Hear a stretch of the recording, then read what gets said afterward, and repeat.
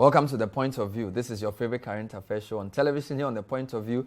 Typically, we pick guests, interview them on issues that matter, but every now and again, we bring you an editorial. Tonight, our focus is squarely placed on education, secondary education. So, we ask the question, is it time to review free senior high school? But our editorial is captioned, Free SHS, the good, the bad, and the ugly.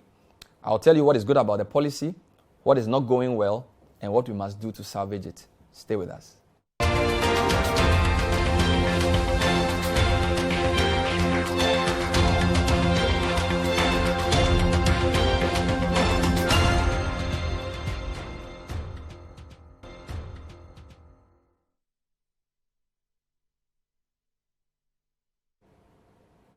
Welcome back. So tonight on The Point of View, we take you on a quick journey of the biggest social intervention program probably in Ghana's history, the Free Senior High School. Introduced in 2017-2018, it's become a big talking point in our nation. In fact, earlier today in Parliament, Minister for Education, Osei Aduchum, appeared to give some comfort to other members of Parliament when he spoke about food made available for schools.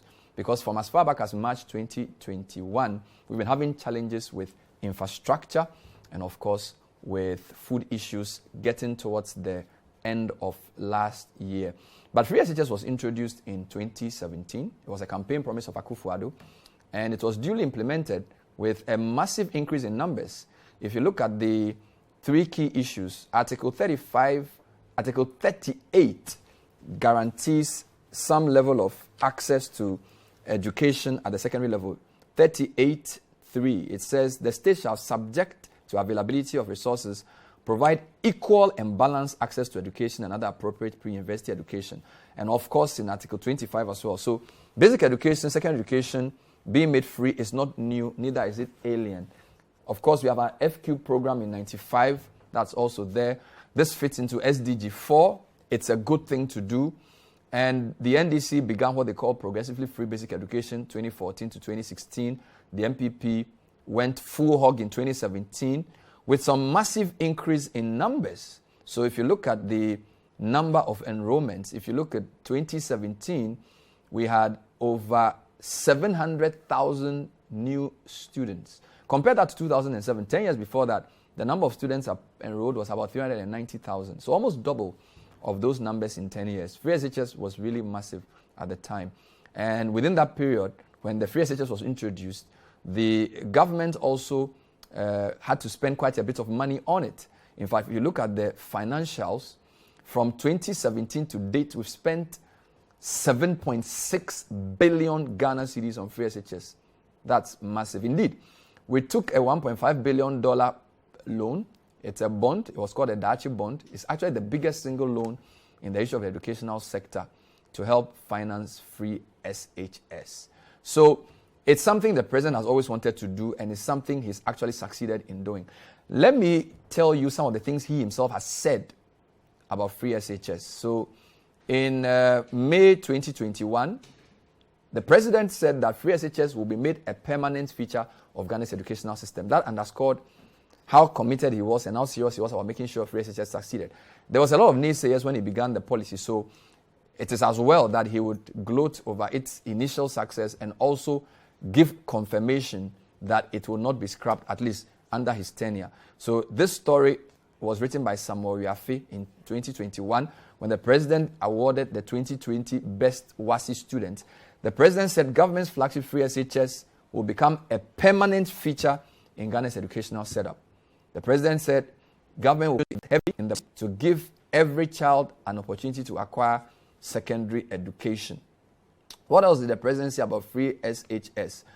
Well, he said that Free SHS was a success. Again, this is December of last year. The president was speaking at a program somewhere in the Tamale, 70th anniversary of Tamasco. President Akufo-Addo said the performance of students at WASI for Free SHS has shown that government was upholding quality in implementation of the policy. So in the initial stages of the policy, and again in the past few months, the rhetoric has been the same. It's here to stay. it's been a success. In fact, President said something that we disagree with, though. He said that students should leave the free SHS debate to politicians. I thought that wasn't necessarily right, because we have had essay competitions where students have been made to comment about free SHS. We think to grow into responsible citizens, students must be involved in debates about how they are educated.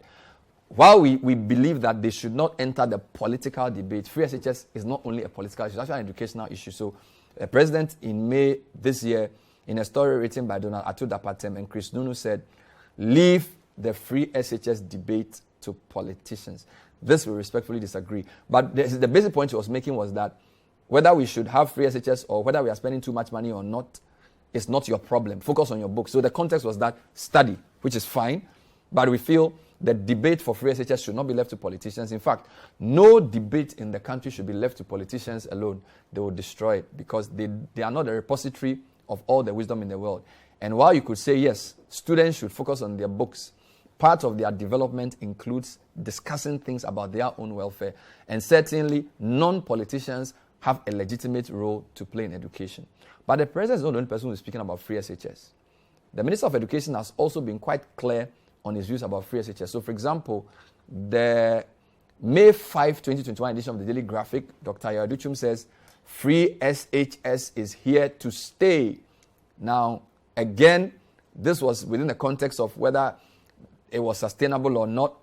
He says government will continue to make available the right resources to ensure that all schools have what is required to support effective teaching and learning at all times, irrespective of their education. So far, so good.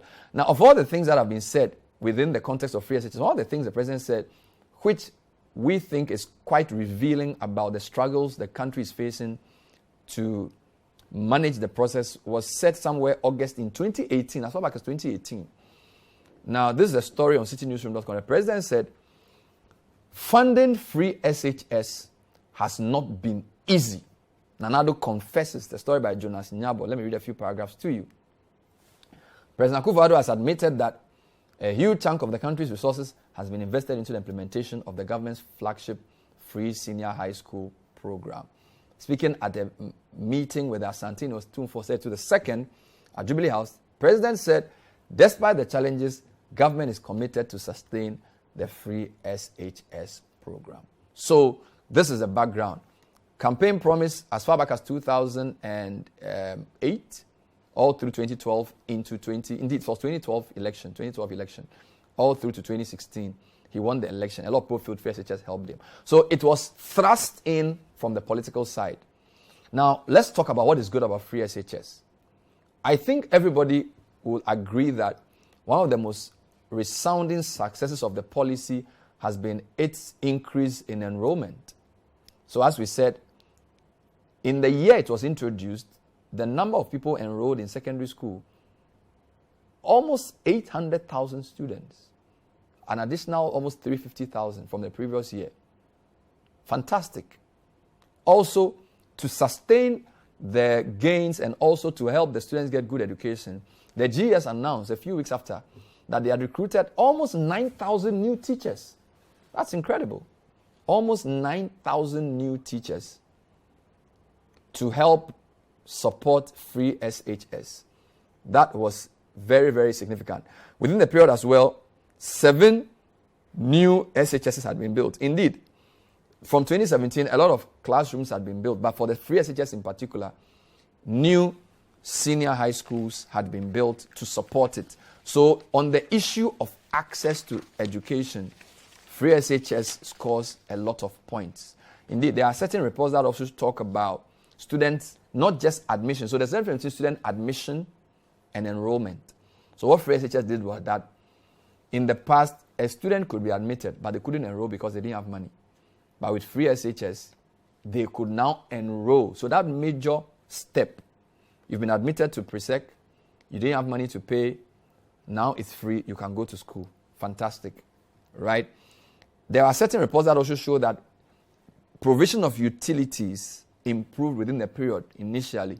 Some of this coincided with the free utilities, but decidedly there was a research that asked schools what had improved, and they said because the government was going to pay the fees, it made it easier for them to know how much money they were going to get.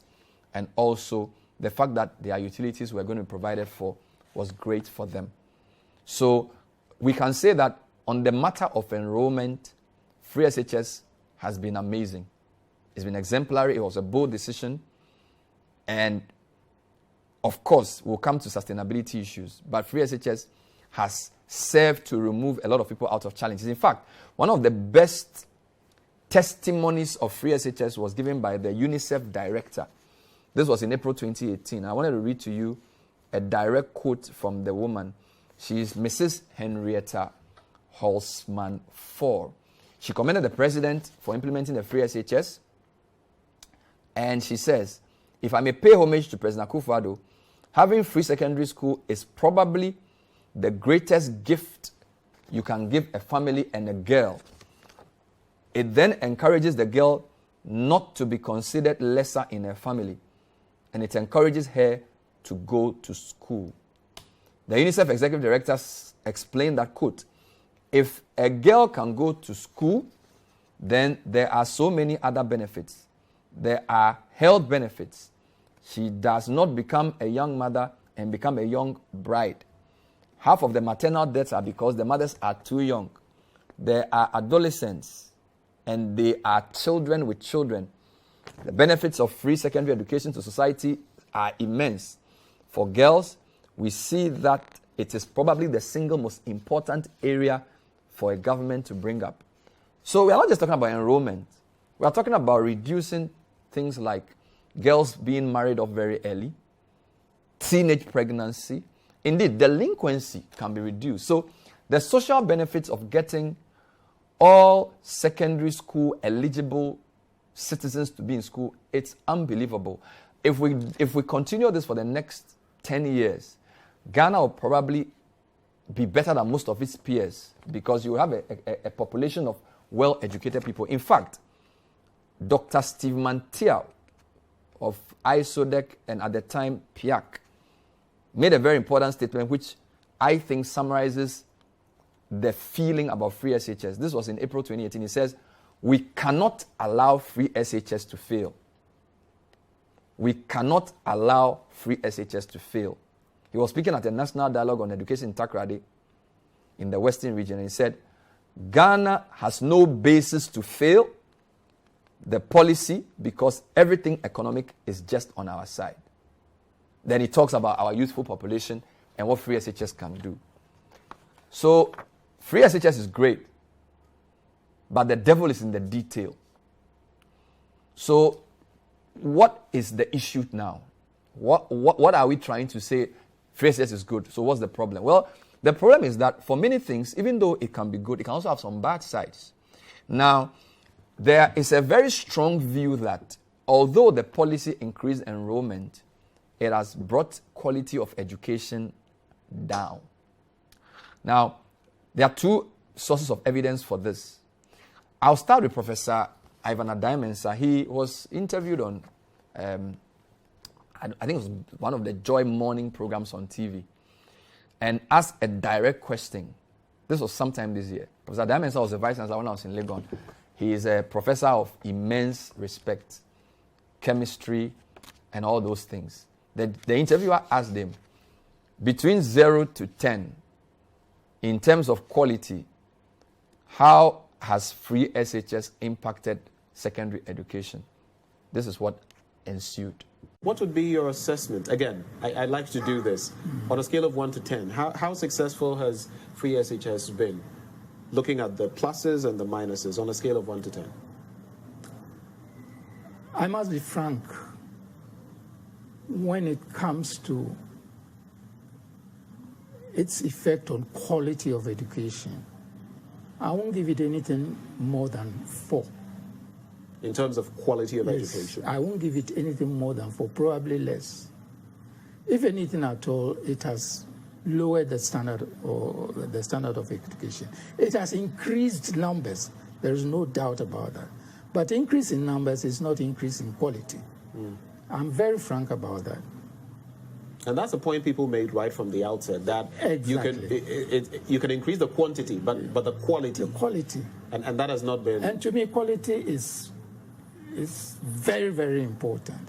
I wouldn't say quantity is not important. Of course, if you give everybody the chance to have a brush with some form of education higher than where they would normally have been, it is a plus. I wouldn't say that is wrong. But when you produce people who, after going through school for 10 years, can't even spell their own names, can't speak a sentence of English correctly, and I'm afraid it goes all the way from the lowest level, even to our universities, and I will not mince any words on this, even up to our universities. I wouldn't say that quality has improved. If anything at all, quality is going down, down, down. So that's Professor Ivan Mensah, and he says the quality has come down. So, of course, some will say he's speaking. Where's the evidence? Well, there are different data sets you could use. Some people look at the WASSCE results and say there's been an improvement and all kinds of things. I'm going to show you two different things. There's a report that was just launched, released on 15 July 2022, which is probably a week ago. It's titled Impact of Free Senior High School Education Policy and Double-Track System on Quality Education Outcomes, a quasi-experimental policy evaluation study in Ghana. It was done by Dr. Dua Jomo, and he's at the University of Ghana, prepared for the Development Impact West Africa, GIMPA, and University of California, Berkeley. So he basically was looking at the impact of free SHS on and quality and double track on quality education. And he has a very interesting conclusion. So he has 16 outcomes of education. Okay, a lot of outcomes on page 12 of the report. And in terms of the assessment, the assessment for quality of academic work is rather dire. So let me read. It says in table 6, general academic performance decreased in all the 4 core subject specific areas among double track students. What they did was they picked about 59 schools and compared the double track schools versus the single track schools, because double track was one of the main consequence of free SHS because of infrastructure challenges. And the conclusion of the study was that in English, maths, science, and social studies, comparing 2016 to 2017, so the year before free SHS and the year after free SHS, the results from the study indicate that general academic performance declined in all the 4 core subject areas when they compared double track schools to non-double track schools, right? The results from the regression, etc., showed that English language performance decreased by 26% among the double track schools compared to non-double track schools.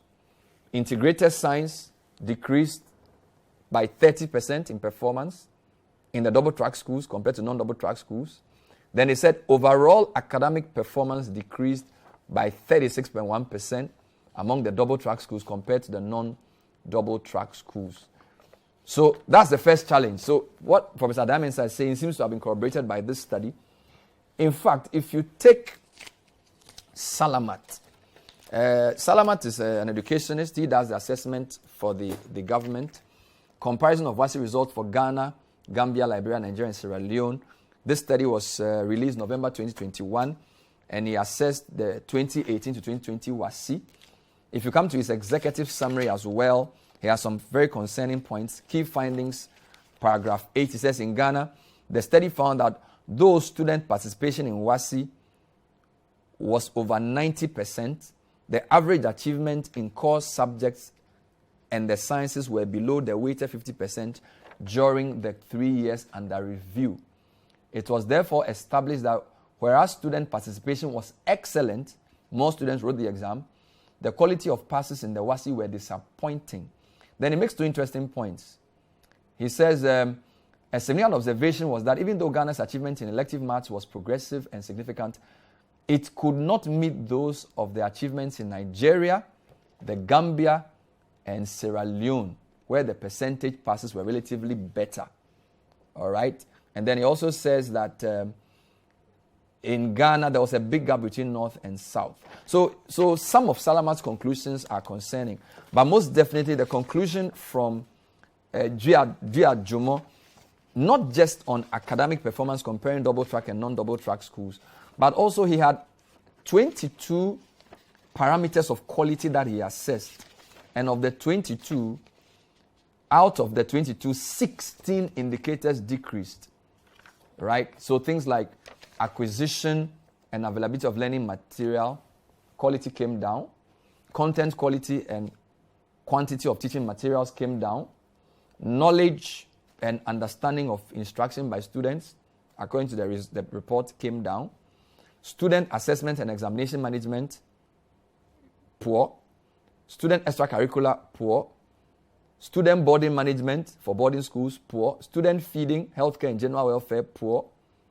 Student infrastructure development and maintenance or school infrastructure development and maintenance, poor. General student discipline and behavior also came down. School management and administration came down. They even had something called relationship with parents and guardians. Students with special learning needs all came down. Staff motivation, poor. Staff job satisfaction, poor. Why all these poor numbers? When we come back, we'll show you some examples of this from some of the schools. So yes, free SHS increased enrollment, but in terms of academic outcomes, some studies show that things went south.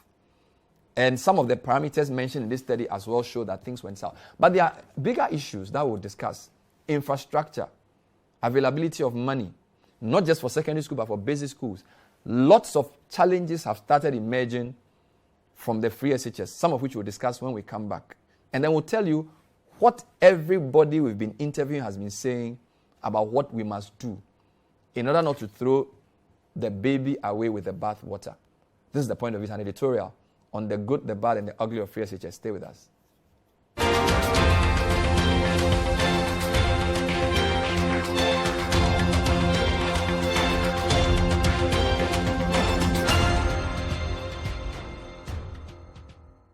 Welcome back to The Point of View. Tonight we're doing an editorial on free SHS, the good, the bad, the ugly. The good is simple. Enrollment has increased phenomenally. We have more teachers now. Some schools are being built. But the challenge is that academic performance has come down. Professor Damensa thinks so. Quite a number of people think so as well. We've shown you two reports that seem to suggest the same. But more seriously is the infrastructure challenge. So we are having now overcrowded classrooms.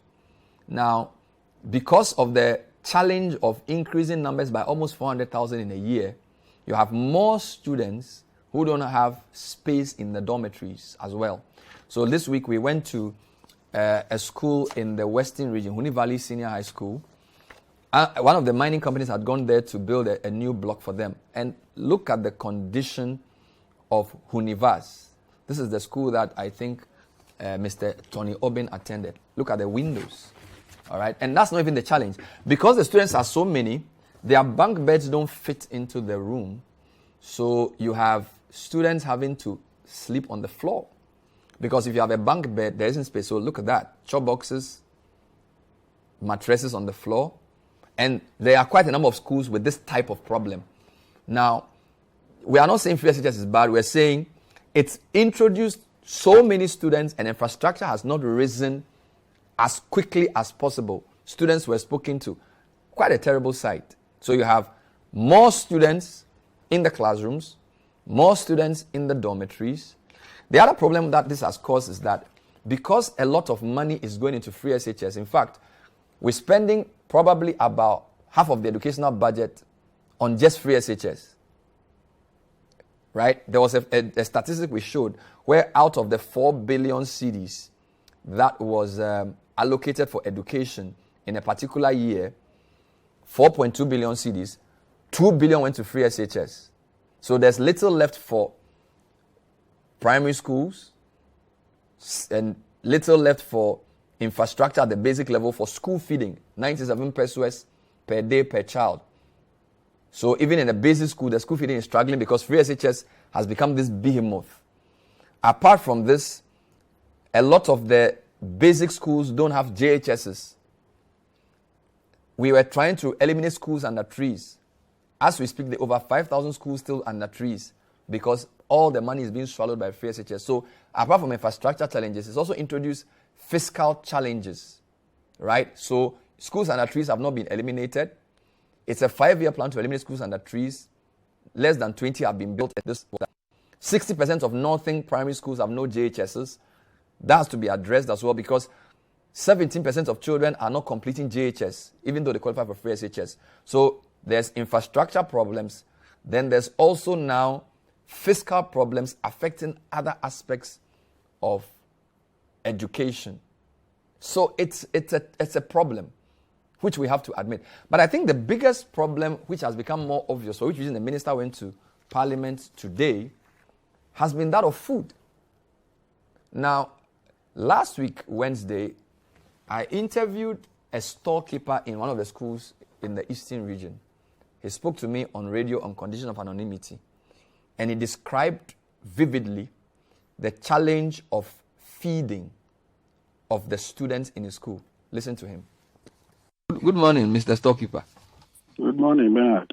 Thanks for joining us. So, what's the situation in the school this week as we speak? Bernard, actually, the problem is not with only this week. It's data since somewhere last 2 semesters. What the problem is, price of items are keeping on increasing in the open market. But what the government is laying the suppliers for is making them also shortchange us. So this is the situation. For instance, a school you'll be allocated with 50 bags of flour for the semester. But in the open market, because of the price is more than what the government is saying, the supplier will not bring it. You are in dire need of it. So you have to call them persistently chasing the items. Then they will come to you, okay, if that's the case, we can only supply you on the terms. 1 bag of flour, you write it, for instance, 2. And if you are doing this to 50, meaning you take 25 and write 50. When auditors come, it will create the impression that you, the storekeeper or the school management, have consumed that or sold that out to suppliers and taken the money. Something like maize, we are supposed to be supplied with 100 kg of maize. But in the open market, it is more expensive for them to supply that. So bring you maize, if it is 100 kg, you are supposed to record 1 bag is to 2 or 3. So what some headmasters decide to do is they will not go for the item, the little that they have, they will use it to feed the student. And in this case, you go to most schools. Can you imagine, Eastern region, how many palm farms do we have over here? But you want a supplier to supply palm oil. They will tell you 1 palm oil, that's 25 liters of palm oil, is equal to 2. Hold on, let me understand this. Which items do you get from buffer stock and which items do you get from these suppliers? The whole issue is buffer stock is just a name given out that we get items from buffer stock. But in actual sense, it is individual suppliers who supply in the name of buffer stock, then they go to buffer stock company for the money. So it is not buffer stock as a company that brings us the items directly. They have outsourced it to suppliers. And you are saying these suppliers are forcing you to do over-invoicing? They are not. You have to agree before they buy. So if you want to feed your students, you agree to their terms. If not, they will not supply. And their terms are that if they give you 1 bag, you write 2? Yes. How long have they been doing this? For this, it has been in the system for a while now. Is it only your school that they ask to do this, or other schools also go through the same thing? No, this is something general. But people, we can't speak about it. That's why I said teachers cannot speak about this because they don't know the integrity of this issue. They are teaching in the classroom, but with these issues, it is still who can speak to these issues. And they are not. And which items are these suppliers asking you to do this? Is it just maize or for all the items they supply? For instance, currently, items which are very high in demand now is cooking oil, that's the vegetable oil, rice, sugar, maize, and mackerel, sardine. Cooking oil, rice, maize, sugar, mackerel, and sardine. These are the ones in high demand. Yes. And flour. And flour. Flour too. Yes. And all of these, they are forcing you to over invoice. They are not forcing. They are not forcing. They are giving you the choice. If you want to feed your students. If you want to feed your students, you have to agree to their terms. Yes, if you want to feed your students, they will not force you. Okay, which items does the school buy on its own? The school only buy perishables. That's tomatoes, those perishable goods. But 18 items are under buffer stock to supply. That is cooking oil, maize, soya bean, oil, mackerel, sardine, hot chocolate, Tom Brown. There are 18 items which are under the buffer stock. But they have outsourced to suppliers. That they select the suppliers there. The school has no hands in selecting the supplier. So the 5 top items you mentioned, which one is the most scarce? You said there's maize, rice, sugar, flour, mackerel, and sardine. Which one, and cooking oil, which one are you having the most problems with? For flour, most schools about 3 months now have never seen a bag of flour in their schools. Same as vegetable oil, but once in a while you get vegetable oil, maybe in less quantities. That if you want to issue them in their right quantity, meaning you have to, it will not take you up to 2 weeks. So if you don't have flour, does that mean that the cocoa doesn't come with bread then? You are talking about cocoa. Taking tea without bread is more dangerous than cocoa. Cocoa, at least it is heavy. So what about cooking oil? If you don't have cooking oil, how do you manage the stews? Schools are improvising to use margarine as oil. And this is not just your school. You can confirm that a number of schools are going through this. Oh, my brother. A lot of schools are going through this. Others started it way back as last. I told some of the schools have to do barter trade. So maybe you have a lot of rice and somebody has a lot of maize. That was then. Is it happening now? Now schools don't even have to even exchange. There's nothing to even do barter with. Yes, because what you have, you want to do barter with, you are even on the timeline, the bomb line.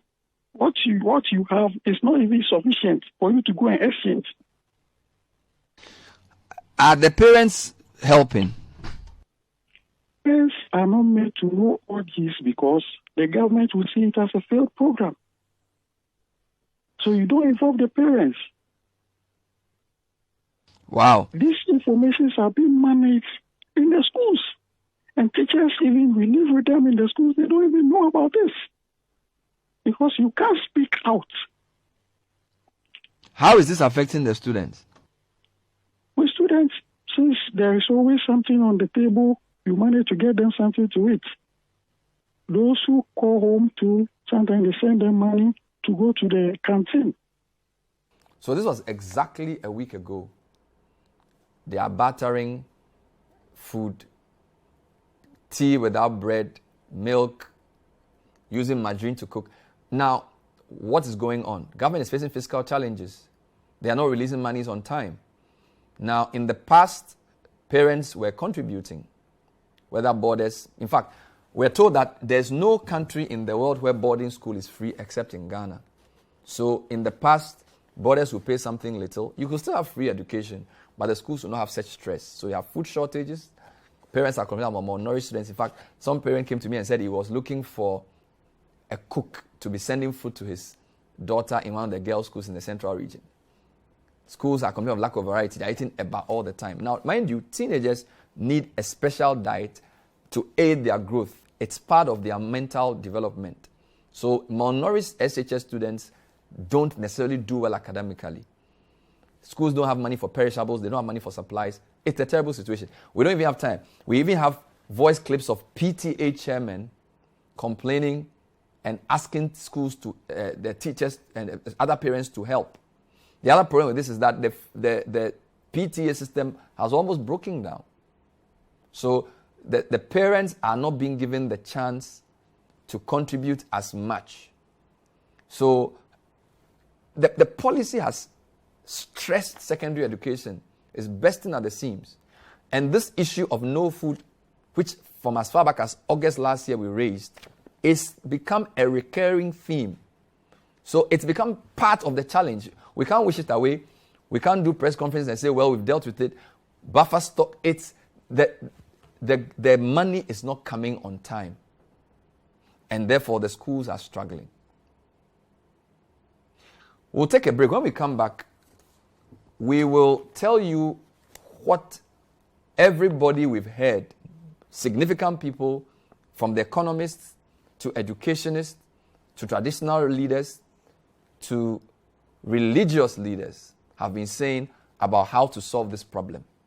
And then we'll tell you our recommendations. Stay tuned.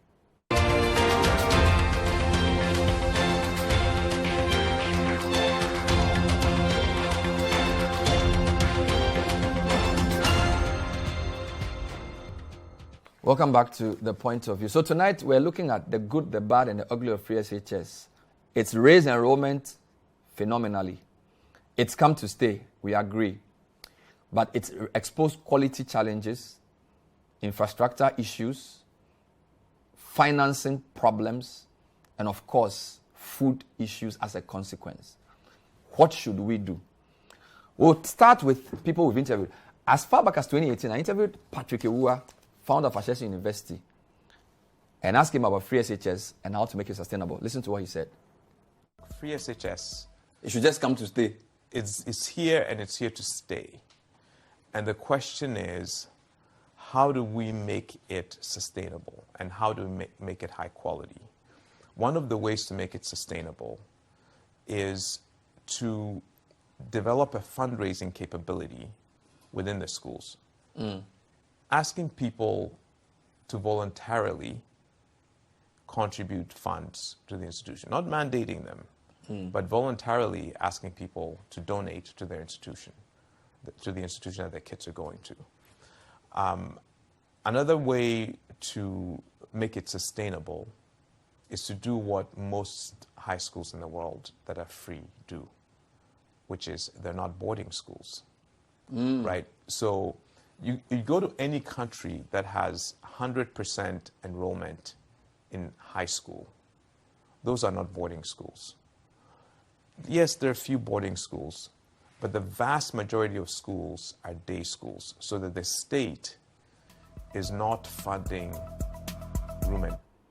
So that was Patrick Ewua, founder of SHS University. So he says, boarding school, pay, day school should be free. That was one suggestion. Professor Ernest Aite, early May 2022, speaking Center for Social Justice, Suji Soji Teti and his group, program moderated by Jifa Bampo, did a wonderful presentation on the state of secondary education. Listen to what he said about how to make free SHS sustainable. I have no doubt in my mind that getting every Ghanaian to go to school where money is not a challenge, where money is not the obstacle, is a good idea. There's no doubt in my mind at all about it. But I also know that in the real world, there are some things that only money can do. So you can't wish away the money, and you can't. It's not going to come just like that. That's why parents and guardians. So I agree with those who suggested that there should be some way of identifying or targeting poor households and supporting them to go to school. I don't believe that every single Ghanaian needs to have his or her child in school for free. There are many Ghanaians who can afford it and should pay for it. Professor Aite, former VC of Legon, an economist, he says parents must play a role. What does Professor Stephen Adey think? Spoke on Joy a few months back. He's the guy who changed GIMPA. He's seen as a credible voice in education and leadership. What is it saying about making free SHS sustainable? And despite all the advantages of free SHS, it has even worsened it. because now about 7.5 or 6 billion immediately goes into it. I think that free SHS is wonderful because if it was there, I would have gone to secondary school, not teachers' college. But we have to look at it again. I think that there are certain schools which we should make them autonomous and fee-paying, and people will go there, but then make sure that there are good community schools for everybody else, so that Chimoters and the Wegehe, which people want, they are only exclusive for them. Because by accident, they went there, their children must go there, let them pay. So they may be... But these are the best schools we have. Yes. So keep it best, let them pay. But use the money you are using there to make the other schools also best. Basically, you are pricing out the poor. No, you are doing the opposite. Because only a small proportion of the poor come to Achimota. Yeah. Let the rich go there and pay. Use the Achimota school to have every good school in every district. So that was Professor Stephen Adey. Let those who can pay. Do a means test. Others have spoken. I don't have time to show all. Professor John Kwache is IEA. In fact, Professor Peter Quarte, director of ISE, review free SHS, do a means test, let people pay. Last week, I interviewed the IMF resident rep, Dr. Albertuna Mama. I asked about whether IMF was going to scrap free SHS. He says, we are not going to scrap free SHS. So that's not the question. The real question is, how do we optimize it to make it more efficient? Listen to what he said. It's important to say that free SHS is a revolutionary policy, right? So why cancel it? So it to me, I don't even it's not even clear why that conversation. It doesn't mean that it's perfectly sustainable and efficient now. So that's a different conversation.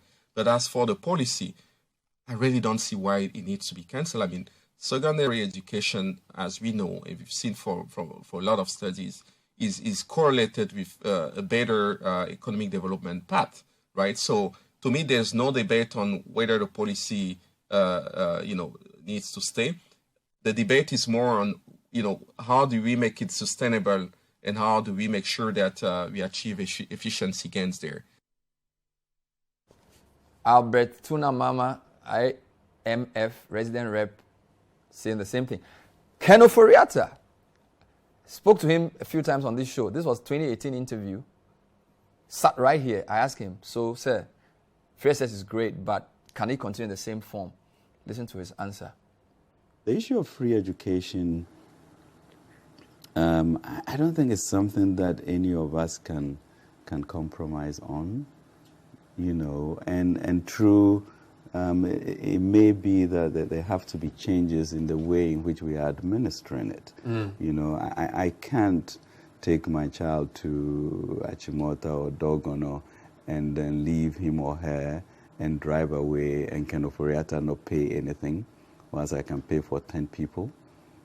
We need to, so why did you implement it then? We need to question, you need to begin to get the data to then be discriminatory in how and who pays and who doesn't pay. But you could have done that before, Ken. I'm not sure that we have... If you start with the free SHS and then now you're saying, okay, 90,000 have come on board. But there are a lot of people who have benefited who could have paid. Yeah. Oh, yes. In fact, in the interview, I asked him whether it was fair for somebody like him to have their child go to secondary school for free. He says, of course not. So, and this is the finance minister. So I think the debate has shifted from whether free SHS should be cancelled or not to what must we do to sustain it. I think number two, the policy has moved away. It doesn't belong to Nana Akufo-Addo anymore. It's now our policy. It's for all of us. So the debate should be depoliticized because it's affecting, in this present form, health of students, their feeding, the quality of the learning they are getting, and even their sanity. Let's bring in the church. Presby moderator, August 2021. Explore sustainable funding for free SHS. This is the Presby, the Right Reverend J-O-Y Mante. Presby Church has over 2,000 schools, from basic to secondary to university. Catholic Church, Palmer Buckle. It's time to review free SHS. 13th May 2022. The Catholic Church has about 44 secondary schools, 36 vocational and technical schools, 2,430 basic schools. Palmer Buckle is one of their respected leaders. He's added his voice to calls for government to take immediate steps to do what? Review free SHS. Is he the only person? No. Methodist Church. This is the very Reverend Emmanuel Ayi, Superintendent Minister, Methodist Church. Speech day of St. John's, 2nd D. He's an old boy.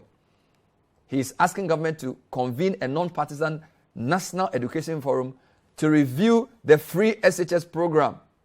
So economists think we should do this. Educationists think we should do this. Men of God think we should do this. Otunfo Otikokoso, May 8th, few days within his birthday, he was in Memphis, Tennessee. Free SHS is putting a strain on the national budget. This is Otunfo. Says government's flagship program is taking a huge toll on the national budget despite the country's meager resources. He did not only bemoan the financial impact of the policy, but also expressed concern about its possible impact on unemployment levels. Considering the value to the nation, this must be one of the boldest policies of the nation, but it also brings its challenges. If you go through the story, he's saying two things. Find ways of making it sustainable, and don't over-focus on grammar schools. Because if you don't bring in TVET, imagine if 40%, 30% of all secondary school people are TVET trained. They have skills. They can do plumbing. They can do welding. They can do carpentry. They can do masonry. They would not necessarily even need a job. So, look, the call for review is no longer an NDC issue. And I think the Minister for Education must meet the President and say, we have to call a national conversation about this. Look, Africa Education Watch gave 3 suggestions. Let me end with those. He says, we can reduce the economic burden by allowing parents to support. Professor Ades thinks so. Professor Aite has said the same thing. There are different approaches. For example, Kofi Asare says about 30% of SHS students are from private schools. You could ask private school graduates to pay for SHS fees for boarding. He says if you do that, you are going to free up 520 million cedis of government's back. 520 million. Second example, he says you can do cost optimization. Explore ways to reduce the cost. So, for example, there were over 12 things that are free in the original free SHS. Uniform is free, cloth is free, PE kit is free, library fee is free, science education is free, exercise books is free, everything is free. He says if you remove just 4 of those items, you are going to save 160 million. So uniforms, school cloth, PE kits, exercise books saves 160 million. He says, do children from even poor families need uniforms provided by them by government? Maybe some do, maybe some don't. So that's a second alternative, right? So either let private schools pay, or find a way of removing some of the things which are free, or allow old boys and parents to contribute. Right now, headmasters that even accept some support or solicit support from PTA, there are sanctions. Some are transferred. I mean, how do you develop education by creating this fear for head teachers? So if a head teacher goes out to say, help us with food, they will be sanctioned. That doesn't make any sense. If you want to salvage education, parents want to support. The PTAs are almost dead. I know about 15 school PTAs. At least the parents, they are prepared to contribute to even create what is called charter schools. Charter schools, these are elite schools. They said, we will bring private funding to support secondary education. The Minister of Education was one of the masters of charter schools. In fact, he cut his teeth in California. He was a master of the charter school system. About 15 SHSs are prepared to support to create that. I don't understand how the government is not willing to engage on how to make free SHS sustainable. It beats my imagination. Honestly speaking, the collective wisdom of all the people we've quoted in this editorial, I think the government has to listen. Forget about what people will say, oh, you couldn't do it. You see, when politics drives decision making, we all suffer for it. Partisan politics. A leader's first job is to define the reality. The reality is that the financials are not sustainable. It's going to affect other levels of education poorly. Our students will suffer, and Ghana's competitiveness will reduce if it is maintained in its current form without a review of how it's funded. And I want to plead with Dr. Educhum to take the lead. Have a meeting with Cabinet and present a proposal for review. There are so many bodies interested in bringing their minds. I've given you 4 groups: economists, educationists, traditional rulers, religious leaders. If you put the collective wisdom of these people together, invite the opposition. How do we make free SHS permanent but sustainable? Posterity will judge you kindly. You may lose, you may get people trolling on social media, but their children will thank you for salvaging their education. That's why I want to leave this for today. Thank you for watching. We've been trying to delve into the good, the bad, and the ugly of free senior high school education. Add your voice to this by sharing the video so others can see, so we salvage one of the most important aspects of Ghana's future, our education. We'll see you next time. My name is Bernard Avle. Thank you for watching. Bye-bye.